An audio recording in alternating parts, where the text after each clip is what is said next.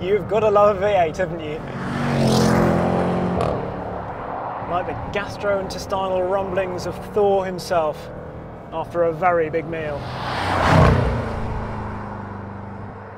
I also like the irony of the fact that just after Jaguar has announced that it will be fully electric by the middle of this decade, I'm driving a supercharged V8.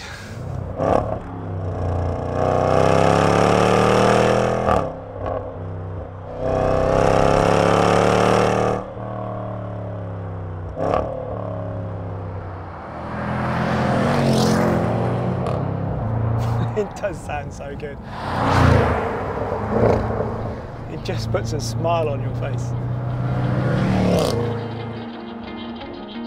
The familiar supercharged 5-litre V8 hasn't actually changed a great deal. Power remains the same at 542 bhp, and the torque figure has only increased very slightly to 516 pounds-foot. That's up about 15 pounds-foot compared to before. The main reason for that, and in fact the main difference really, is that we've got the torque converter from Project 8. That being the wild, stripped-out, track-orientated XF they did a couple of years ago. And what this more robust torque converter means is that there are no limitations. You can now access all the available torque all of the time. If the engine is producing it, the gearbox can handle it. The shifts, they're really quick and strong. In dynamic mode you almost sometimes think, I'll just ratchet them back to comfort, but they've got real character, a real edge to them. They thump home. The effective increase in torque in the lower gears means the 0 to 60 mph time has come down from 4.1 to 3.8 seconds. Tweaks to the car's aerodynamics, nothing fake here apparently, have also seen the coefficient of drag drop very slightly and the top speed increase from 176 to 178 miles an hour. To be honest though, I'm not sure it's the engine that will instantly attract people to this car. Certainly I don't think the changes are anything that will make people want to upgrade from the old one. However, what people will want is this new interior.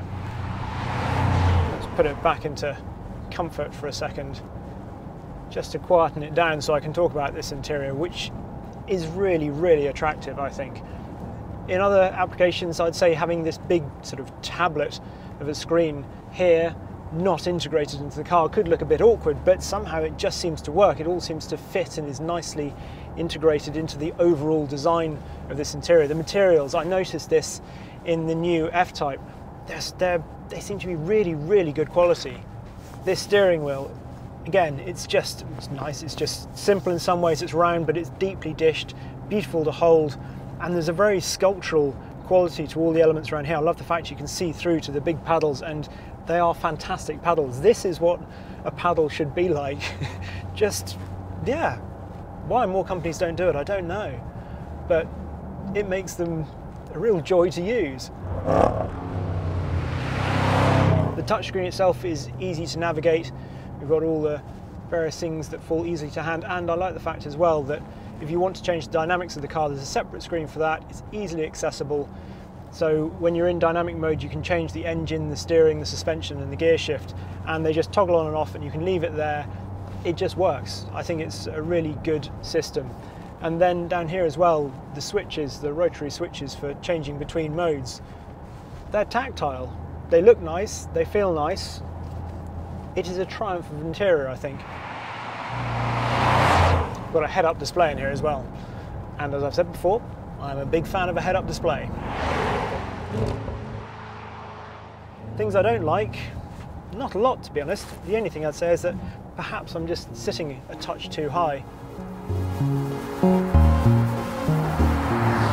Whilst I'm talking about things I don't like, I have to mention the extension that has been added to the roof spoiler. Hideous. It looks like you've got to the end of an IKEA build with a shelf to spare, so just nailed it on anyway. Whatever the aero benefits of that were, or are, I don't think they're worth it for the aesthetics. It's a case where function should have followed form. Right, that's enough of the quietness. Bring back dynamic mode. and all the noise.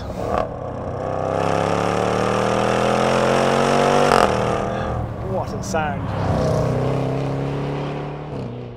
In the corners, the Jaguar does without two of the things that seem de rigueur on any posh SUV these days: air suspension and an electric anti-roll system.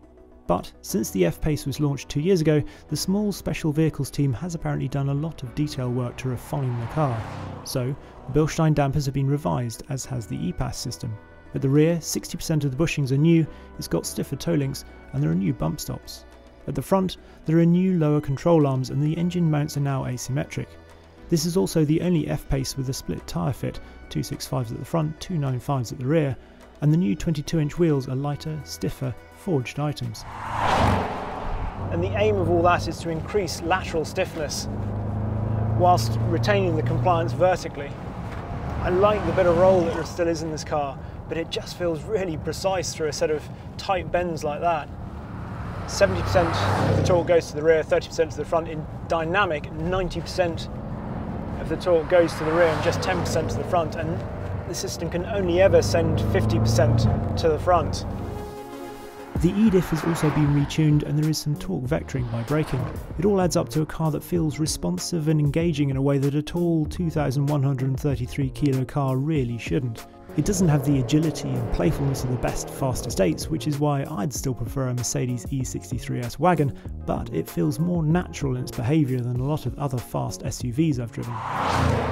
The brakes are really good. They've changed the booster, and you really do notice it because although they feel quite sharp from the top of the pedal, you've got a firm pedal and it almost feels a bit sort of unassisted, but that's really nice. It's strange to start with, but then the more you get used to it, the more it's really reassuring actually, just having that firm pedal underfoot. Although you can't really sort of get into it on the road, on a track, you can see where just being able to lean really confidently on the brake pedal, you actually get the car rotating. You feel it a little bit through these corners. That the F-Pace SVR was always going to sound good was sort of a given, but that it should drive this well, that's a real surprise. The F-Pace SVR looks like a big car. And it is. With 1,842 litres of boot space with the rear seats folded, it comprehensively beats a Porsche Cayenne or Audi RS6. So it is a big car. And yet, the driving experience actually reminds me more of a smaller SUV, the Alfa Stelvio Quadrifoglio. It's priced like a smaller performance SUV too, because at £77,500 is about 25% less than a Range Rover Sport SVR with the same engine. A Cayenne Turbo starts at well over £100,000 too, and an Aston Martin DBX with identical power and torque outputs is over £80,000 more. So, if you want, you can convince yourself that it's a bit of a bargain. Until you take fuel consumption into account, of course, because even the measly claimed figure of 23.1 mpg will be hard to achieve with an engine that sounds this good.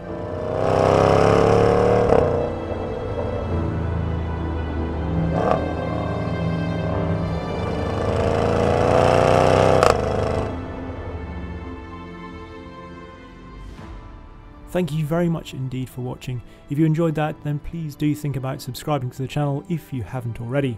We've got some very exciting content coming up in the next few weeks and you won't want to miss out.